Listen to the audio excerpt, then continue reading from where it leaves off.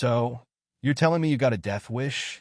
Commodore Maximus Stark's voice echoed across the bridge, carrying a cool undertone that suggested he might even find this amusing. The bridge of the USS Unyielding was as quiet as a mouse in a church, the only sound being the faint thrum of the ship's power core humming through the deck. Stark's crew, the finest Earth had to offer, kept their eyes firmly on their stations, doing their best to ignore the conversation they were all definitely listening to. Because they knew one thing for sure, Stark wasn't messing around. On the main view screen, the flickering image of an alien envoy loomed, a towering, spindly creature encased in shiny, chitinous armor. Its multitude of eyes blinked in eerie synchronization, like some nightmarish wind chime. The ambassador represented the Qatar Dominion, a species so full of themselves they hadn't yet learned how to spell the word defeat. We demand your immediate and unconditional surrender. Human, the Qatar Dominion will not tolerate any further delays. You have 3 standard cycles to comply or face the total annihilation of your world. Stark leaned back in his command chair, a slow grin creeping onto his face as he lazily flicked his fingers over the holographic projector beside him. A 3-dimensional star map spun into view, dotted with an alarming number of red markers. He zoomed in on a region where the stars seemed to vanish behind the sheer number of Zogan warships. There were thousands of them, all capable of turning a planet into a shiny new glass ornament. Let me get this straight, Stark began, his voice colder than a penguin's foot. You think we're just going to lie down and hand you Earth on a silver platter? You believe a few threats will make us roll over and play dead? The Zogan ambassador hissed, a sound that was probably meant to sound intimidating, but only made Stark think of a cat with a hairball. You are outnumbered. Your technology is inferior. Resistance is illogical. You cannot possibly win. Stark chuckled, a low, dangerous sound that made a few of his crew members visibly stiffen. Outnumbered? Sure. Inferior? Not so much. He stood up, crossing his arms as he stepped closer to the view screen. You've been spying on us for what, a decade? 2? And you still don't get it? Silence stretched across the bridge like an elastic band about to snap, and the ambassador's eyes blinked out of sync for the first time. Stark let the silence hang in the air, knowing it would rattle the alien more than anything he could say. Then, with the ease of someone ordering lunch, he said, "War." The ambassador shifted uneasily, clearly thrown off balance. "Explain." Stark's grin widened, not the smile of a man with his back against the wall, but one who had already won. You've seen our ships, our weapons, our tactics, and you think you've got us all figured out. But here's the thing about humans. We don't just fight wars. We become war.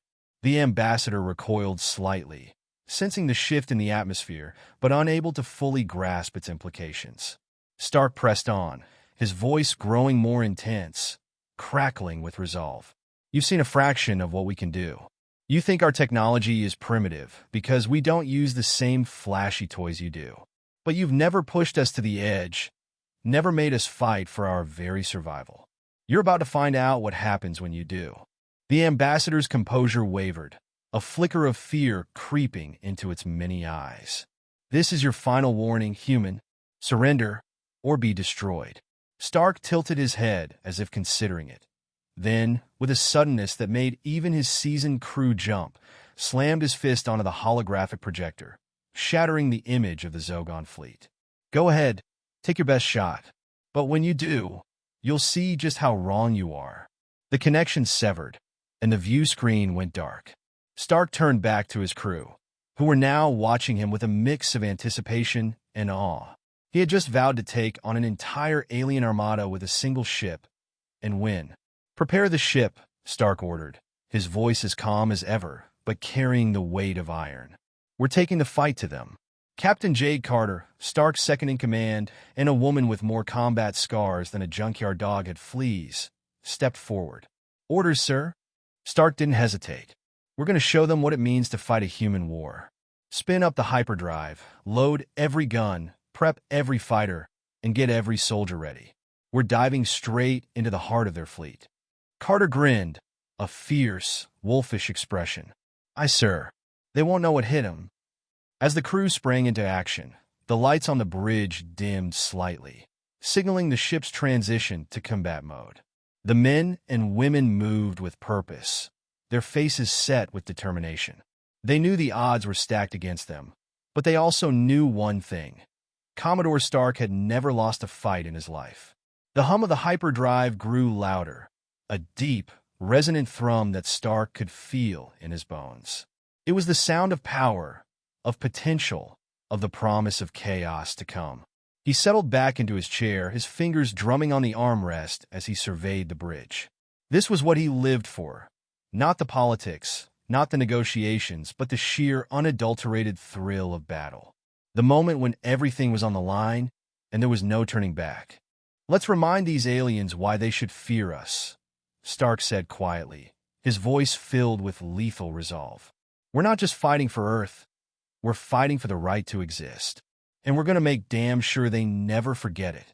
The unyielding shuddered as the hyperdrive engaged, the stars outside the viewport stretching into long, thin lines of light as the ship accelerated to faster-than-light speeds. In seconds, they would be on the edge of the Zogan Armada, and the war that had been brewing for years would finally begin in earnest. Stark leaned forward, his eyes locked on the view screen as the countdown to reversion ticked down.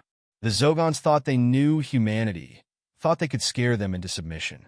But they were about to learn the hardest lesson of all. Humans didn't just survive. They thrived in the face of adversity. And when pushed to the brink, they were the most dangerous species in the galaxy.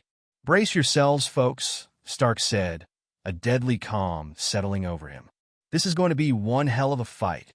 The ship dropped out of hyperspace, and the Zogan fleet appeared on the screen, a massive wall of ships stretching across the void. Stark's smile never wavered as he gave the order. "All batteries, fire at will." The first barrage erupted from the unyielding's guns, streaking across the blackness of space toward the enemy fleet. It wasn't just a declaration of war.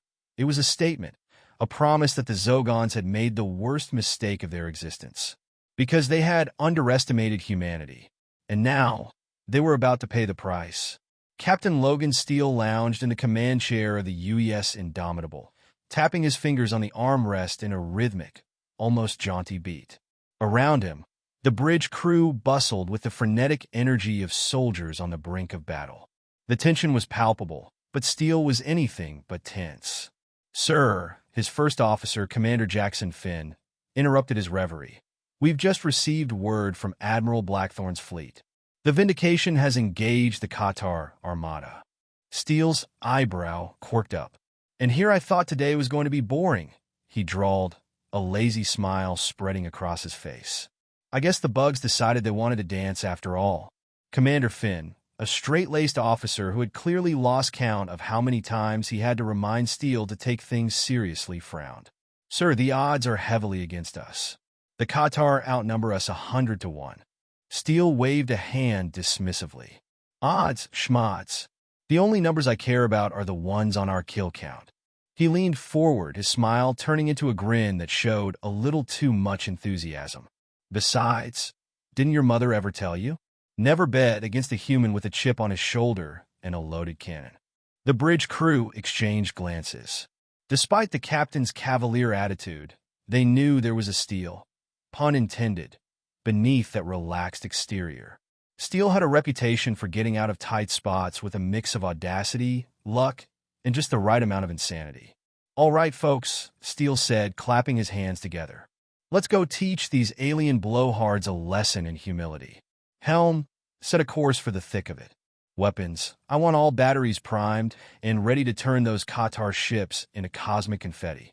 The Indomitable shuddered slightly as the engines roared to life, propelling the massive battleship towards the chaotic melee that was already erupting around the Vindication. "They say these Qatar think they're some sort of superior beings," Steele mused aloud, a wicked glint in his eye. "Guess we'll just have to show them that the only thing superior around here is our ability to kick alien butt." As the Indomitable closed the distance, the tactical display filled with red markers. Enemy ships swarming around the solitary green that represented the Vindication. The Qatar fleet was a wall of firepower, with more ships than a sane person would want to count. But sanity was overrated. "Captain, incoming message from Admiral Blackthorn," Finn reported. Steele leaned back, kicking his feet up onto the console. "Patch him through. Let's see what our good Admiral has to say." The hollow projector flickered to life, and the image of Admiral Blackthorn appeared. His face was a mask of grim determination, though a hint of satisfaction played at the edges of his expression. "Steele, nice of you to join the party," Blackthorn said, his voice carrying the weight of command. "We're about to punch through the Qatar's front lines. I could use your help making sure they don't get any funny ideas about surrounding us." Steele saluted mockingly. "You got it, boss? We'll make sure they're too busy watching their backs to pull any tricks." The connection ended, and Steele's smile grew even broader. "You heard the man. Let's give him a show." As the Indomitable barreled towards the Qatar formation, the ship's gunners began to unleash a barrage of firepower. Plasma beams and missile volleys streaked through space, smashing into the enemy ships with deadly precision. The Qatar were tough, but they had never faced anything quite like human ingenuity and sheer stubbornness. "Captain, multiple enemy fighters inbound," Finn warned. Steele barely batted an eye. "Good. I was hoping they'd send more targets our way. Weapons, let's make those bugs regret crawling out of their holes." The Indomitable spun through space with surprising agility for a ship of its size, evading enemy fire while dishing out punishment of its own. Steele's command was a ballet of destruction, a chaotic dance where every move was calculated to maximize the enemy's suffering. "Sir, we're getting close to the Vindication," Finn said, his voice carrying a note of urgency. "They're taking heavy fire." Steele nodded, his grin fading just slightly as he focused. "Time to show him what we're made of. All batteries, target the ships closest to the Vindication. Let's clear some breathing room for the Admiral." The Indomitable surged forward, guns blazing. Qatar ships exploded in a brilliant display of light and debris, but Steele wasn't done yet. He had something special in mind. "Ready the hyperpulse cannon," he ordered. The crew hesitated for a fraction of a second. The hyperpulse was a devastating weapon, but it had the potential to overload the ship's systems if not handled carefully. Steele didn't wait for second thoughts. "Fire it right into the middle of that formation. Let's see how they like a taste of real firepower." The hyperpulse cannon charged, emitting a low hum that resonated through the ship. The bridge lights flickered as the weapon reached full power. "Fire," Steele commanded. A beam of concentrated energy shot from the Indomitable, cutting through the void like a scythe. It ripped through the Qatar ships, tearing them apart as if they were made of paper. In seconds, what had been a tightly packed wall of enemy vessels was reduced to a scattering of debris. The bridge erupted in cheers, but Steele wasn't celebrating yet. His eyes were fixed on the tactical display, where the Vindication was still fighting tooth and nail. "Don't get too comfortable," Steele warned. "This was just the warm-up. The real fun's just getting started." As the Indomitable moved to join the Vindication at the center of the fray, Steele allowed himself a moment to reflect. They were outnumbered, outgunned, and facing an enemy that believed they were invincible. But they had something the Qatar didn't: the sheer audacity to take on the impossible and win. "All right, you alien freaks," Steele muttered under his breath, his grin returning with a vengeance. "You want a war? We'll give you war. And when we're done, you'll wish you'd stayed in whatever slimy hole you crawled out of." As the Indomitable plunged back into the thick of the battle, Steele knew one thing for sure. The Qatar were about to learn the hard way that humanity didn't just fight wars, they won them. The wreckage of Qatar's ships floated aimlessly through space, a graveyard of twisted metal and shattered dreams. Captain Logan Steele allowed himself a brief moment of satisfaction as the UES Indomitable navigated through the debris. But the battle wasn't over, not by a long shot. "Damage report," Steele called out. Lieutenant Cara Morales, the ship's chief engineer, quickly responded. "Minor hull damage on decks 3 and 5. We lost a secondary shield generator, but nothing critical. We're still combat ready." Steele nodded, leaning forward in his command chair. "Good. Helm, bring us alongside the Vindication. I want to see what kind of shape she's in." As the Indomitable drew nearer to Admiral Blackthorn's flagship, the extent of the battle became painfully clear. The Vindication was scarred from bow to stern, her once pristine hull marred by plasma burns and gaping holes where Qatar weapons had found their mark. But she was still in the fight, and that was all that mattered. "Captain, we're being hailed by the Vindication," Commander Finn reported. "Put it through," Steele ordered. Admiral Blackthorn's holographic image flickered to life once more, this time looking far more haggard than before. "Steele, good work out there. You saved our asses." Steele shrugged, his trademark grin returning. "Just doing my job, Admiral. Though I have to say, you're looking a little worse for wear." Blackthorn chuckled, though it was tinged with pain. "We took a beating, but we're still here. The Qatar pulled back for now, but I doubt they're done. We've hurt them, but they'll regroup. I need you to take the Indomitable and scout the nearby sectors. Make sure they're not setting up for a counterattack." Steele's grin faded into a serious expression. "Understood. We'll keep our eyes peeled. Anything else we should know?" Blackthorn hesitated, his eyes narrowing slightly. "There's been some unusual chatter on the comms. Something about unknown ships in the area. Could be nothing, but stay alert." Steele's curiosity piqued. "Unknown ships, huh? Well, this day just keeps getting better. We'll check it out." The transmission ended, and Steele turned to his crew. "You heard the man. Let's go find out what's lurking out there." The Indomitable moved away from the battle site, her powerful engines propelling her swiftly through the void.